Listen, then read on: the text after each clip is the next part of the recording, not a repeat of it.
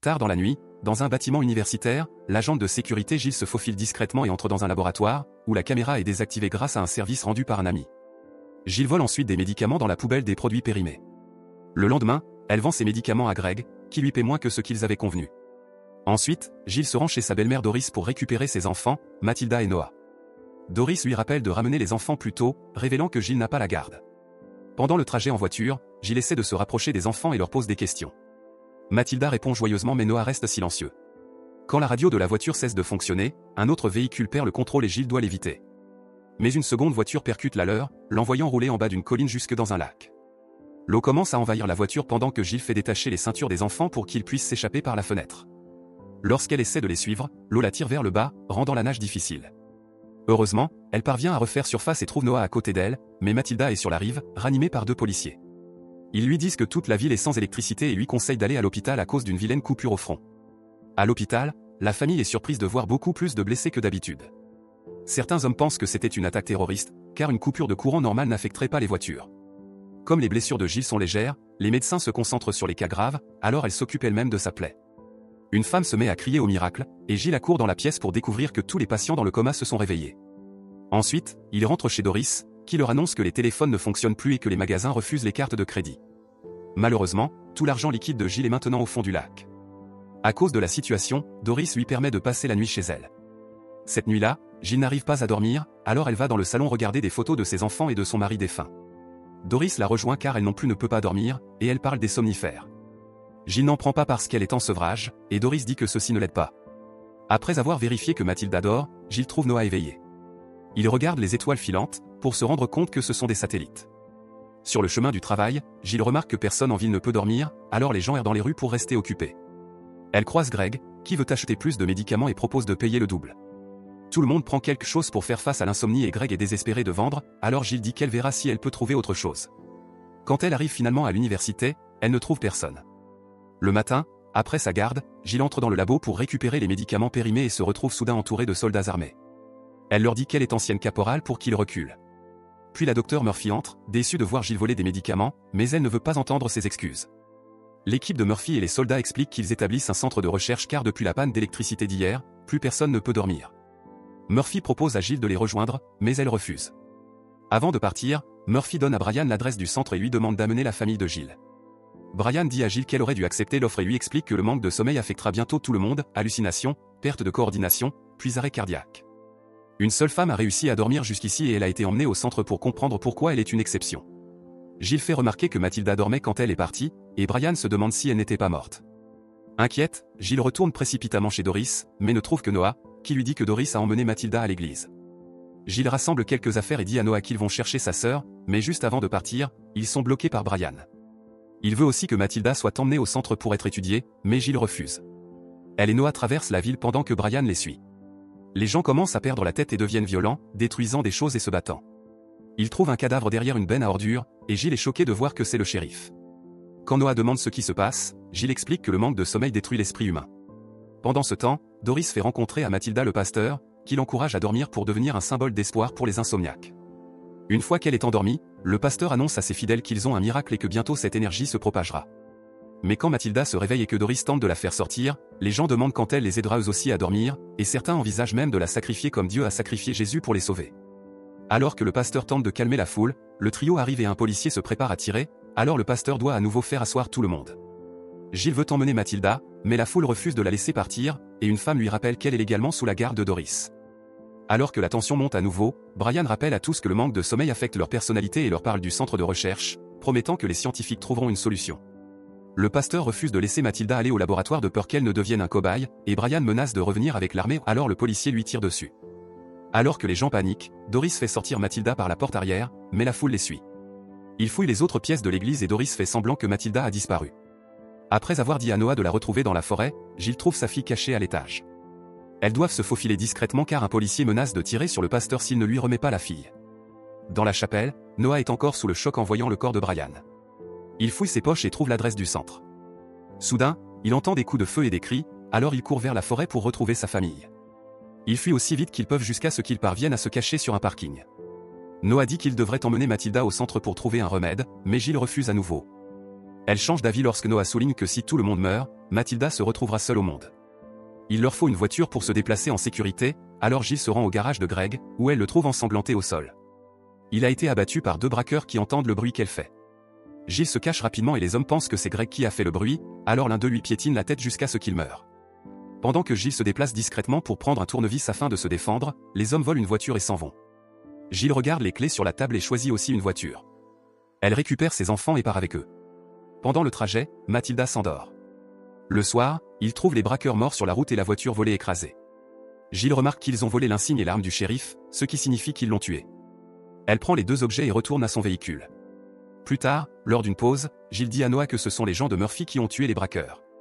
Murphy travaille comme psychiatre dans l'armée et, pendant la guerre, elle a utilisé des méthodes inhumaines de torture et de meurtre, y compris la privation de sommeil. C'est Murphy qui a aidé Jill à retrouver un emploi après avoir été renvoyé à cause de sa dépendance. Noah comprend les inquiétudes de sa mère, mais veut quand même emmener Mathilda au centre. Le lendemain, il croise un groupe de gens nus qui bloquent la route.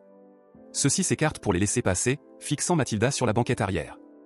Quelques instants plus tard, ils atteignent une ville déserte et s'arrêtent à la bibliothèque pour trouver une carte. Jill est clairement au bord de la dépression nerveuse et dit à une Mathilda en pleurs qu'elle doit apprendre à survivre dans ce nouveau monde. Elle essaie de lui apprendre à tirer. Mathilda refuse, alors Jill tire sur des livres pour exprimer sa frustration. Après avoir envoyé Mathilda à la voiture, Noah et Jill examinent une carte pour localiser le centre. C'est alors qu'un groupe de prisonniers s'échappe et commence à errer en ville. Jill les voit par la fenêtre et sort précipitamment, mais quelqu'un a déjà volé sa voiture avec Mathilda endormie sur la banquette arrière. Puis un groupe d'hommes essaie d'emmener Noah, alors Jill tire au sol pour les faire fuir. Malheureusement, c'était sa dernière balle, et ils s'apprêtent à fuir, mais leur voiture revient et Dodge leur dit de monter. En quittant la ville, Jill garde le pistolet pointé sur Dodge et tente de l'interroger. Ils sont distraits et manquent d'avoir un accident, mais Noah les avertit juste à temps. Dodge freine brusquement et en profite pour lui prendre l'arme, mais Jill lui dit qu'il n'y a plus de balles. Dodge prend alors les clés et part explorer une ferme brûlée. Il y trouve des vêtements et se change, pendant que Noah lui explique qu'il cherche un remède. Pendant ce temps, Jill apprend à Mathilda comment siphonner de l'essence d'autres véhicules. Quand Dodge revient, il rend l'arme à Jill et accepte de les conduire au centre, car lui aussi veut un remède. Le soir venu, Jill installe Mathilda au volant pour lui apprendre à conduire. Mais ils doivent s'arrêter lorsqu'ils trouvent la route bloquée par une pyramide de déchets avec un homme assis dessus.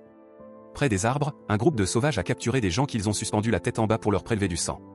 Terrifié, Jill reprend le volant et tente de fuir, mais la voiture heurte la pyramide et les sauvages commencent à briser les vitres. Alors qu'elle contourne le tas d'ordures, les sauvages tendent les bras à travers les fenêtres et la famille doit se battre pour les repousser.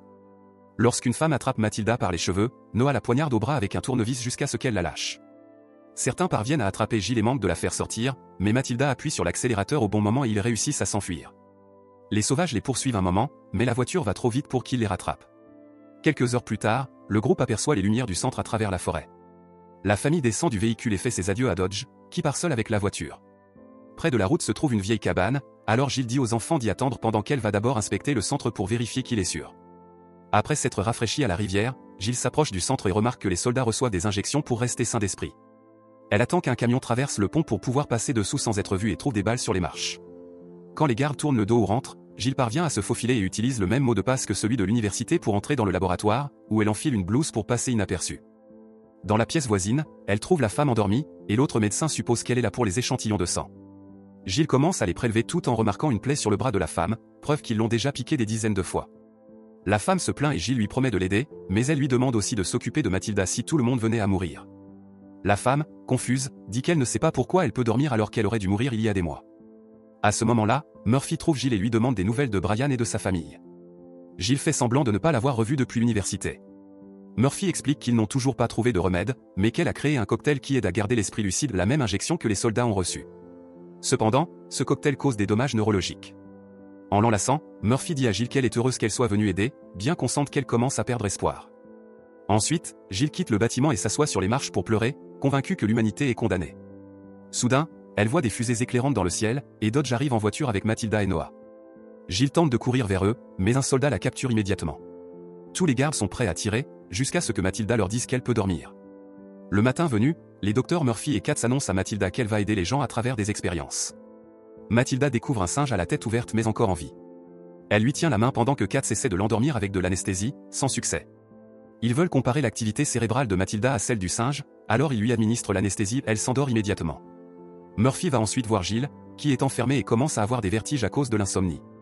Murphy lui explique que la privation de sommeil a probablement été causée par une éruption solaire qui a perturbé le câblage magnétique du cerveau. Gilles la supplie de libérer sa fille, mais Murphy répond que la survie de l'humanité dépend de Mathilda.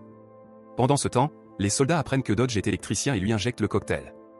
Dans le laboratoire, Mathilda remarque que la femme endormie ne respire plus. Katz utilise un défibrillateur, en vain la femme meurt. Murphy lui ordonne alors de faire venir Noah pour comparer son activité cérébrale à celle de Mathilda. Pendant ce temps, Gilles commence à halluciner. Noah lui apparaît et l'accuse de s'être reposé sur les autres pour élever ses enfants, avant de commencer à l'étrangler. Il sort un couteau, mais un soldat entre dans la pièce et emmène le vrai Noah, mettant fin à l'illusion. Les supplications de Gilles pour la vie de son fils sont ignorées. Dehors, un garde croit qu'une pomme de pin est une grenade et ouvre le feu au hasard. Le bruit des coups de feu fait perdre la raison à d'autres soldats qui commencent à tirer sur les scientifiques et leurs propres collègues. Une femme aperçoit Gilles et la prend pour une ex, lui tire dessus, puis se donne la mort. Heureusement, le premier tir touche un tuyau, ce qui permet à Gilles de le briser et de se libérer. Le soldat portant Noah perd aussi la raison et est sur le point de le tuer, mais Dodge l'arrête juste à temps. Quand l'homme comprend ce qu'il allait faire, il devient fou à nouveau et se jette sur Dodge pour le tuer, pendant que Noah rampe pour s'éloigner. Gilles se faufile dans le chaos mais est bloqué par un soldat à la porte, qui est rapidement abattu par un collègue. Dans le labo, Katz injecte à Murphy un autre cocktail en disant qu'il sacrifie un enfant pour rien. Lorsque Gilles entre, Murphy lui dit qu'elle ne peut pas la laisser emmener la fille et la menace avec un scalpel. Soudain, Murphy commence à se sentir mal et meurt en quelques secondes. Katz avait laissé une bulle d'air dans l'aiguille pour l'assassiner. Gilles libère Mathilda et elle court chercher Noah, mais doivent se cacher alors que d'autres soldats arrivent et tirent les uns sur les autres.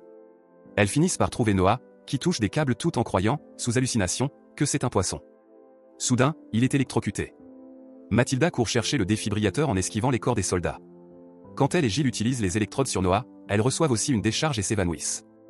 Au matin, Mathilda se réveille et voit sa mère serrant le corps de Noah. Elle pleure en le secouant, et il finit par ouvrir les yeux, ce qui signifie qu'il a dormi. Un garde apparaît derrière eux avec une arme, mais après une brève hésitation, il les laisse partir.